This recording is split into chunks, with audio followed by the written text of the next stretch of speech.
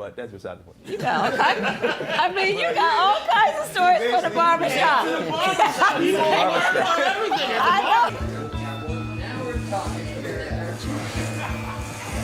It sounds like somebody's pulling up. I don't know.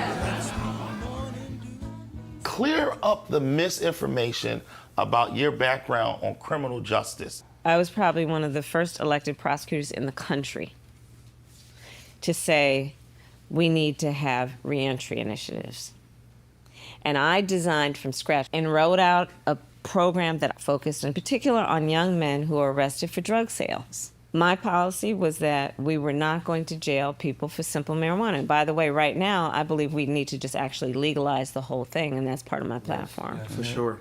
Shakur over here is a dean of students, and he works with our young people every day. I'm from Philly, born and raised, uptown to be exact. I've been in education for 10 years.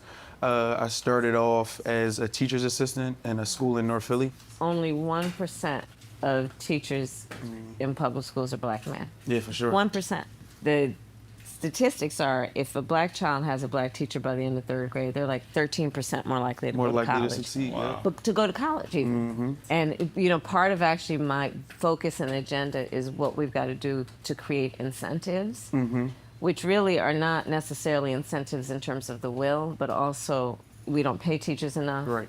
Student loan debt is an issue, you know, and thinking about how we create incentives to actually recruit and retain, because we know the benefit to overall society, Right. and in particular to our children. You know, the beauty of human nature also is that when you set a high bar and you give people the chance to reach it, especially starting with our children, they will go for it every time. Every time. Every single time. If you give a child from the beginning of their life all reinforcement that tells them they can be anything and do anything, and that they are loved and that they are special.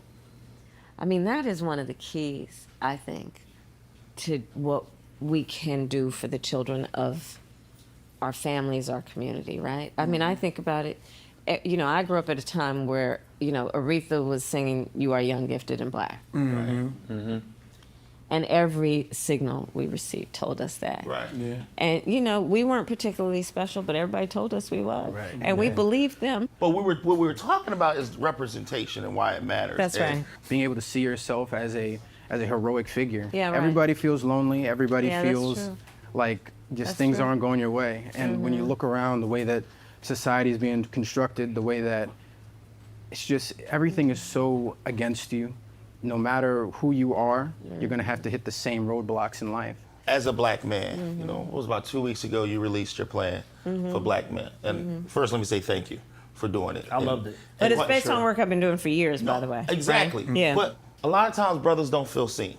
Yeah, but understandably. And so literally having a plan that says, black men, this is for you, Right.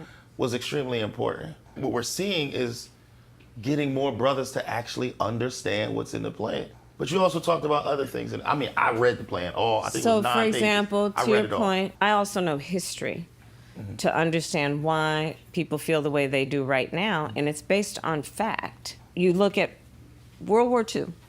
Okay. The people who went to fight that war, who were predominantly men, went to go fight that war. They came back, and America called them the greatest generation because they did such an incredible job, and so many gave their lives for it. So the policy was, we should invest in the greatest generation. They've done so much for our country. And one of the things that we did as policy to create federal programs to help them, including giving an incredible infusion of resources into helping people buy homes, to become homeowners. Right. But of course, we still had, at that time, incredible racism within the institutions. Right. So in spite of a policy that was supposed to benefit everyone, which boosted a lot of people, our black servicemen did not benefit from that boost as much as others did. So you just look at these different moments in time, right? You look at redlining. I mean, it happened here in Philly. It happened all over the Right. country, which is black people who were ready to buy homes in areas where they could then build the wealth, right? Were not allowed to buy in those places.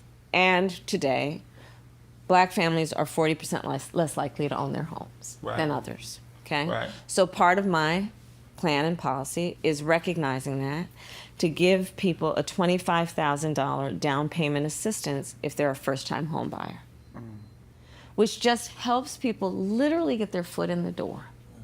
And then folks will save up. They'll do what they do to make the mortgage. Part of my plan is a $6,000 child tax credit for the first year of your child's life. Because as we know, the vast majority of our parents, young fathers and mothers, want to parent their children well, but don't always have the resources to do it. Part of my plan is about dealing with Black men's health. I mean, we know the statistics. First of all, Black people are 60% more likely to be diagnosed with diabetes. When we talk about our men, like twice as likely to die from things like colon cancer and prostate cancer. I lost my wife last month to colon cancer. I know you did. So I when you know. talk about colon I cancer, know you did. And I'm so sorry. I appreciate that. But the truth is, I lost my mother to colon cancer. you're so right. We have to utilize our platforms to make sure that people understand early screening, early detection. And for brothers, like, we'll come in the barbershop, we'll talk about everything else, but we won't talk about healthcare. Yeah. We won't talk about those things that could mean life or death. That's exactly So- right. And the so quality it's- of life, too. Yes. Right? I know and see and understand the dimensions of life that we are talking about when we talk about our men. And it's about home ownership. It's about being a business person. It's about having dreams. It's about having ambitions. It's about education. It's about health. And yes, it is about the election, but it's more than that. Because part to the point that we've been talking about, and you talked about so beautifully, when people feel alone, it's very disempowering. Right? When you feel it's like you against the world, it's very disempowering. And I want people to know that they are not alone. I tell people all the time, there's going to be a president, there's going to be members of Congress. Right. There are going to be governors, there's going to be members of the General Assembly, there are going to be mayors and city council.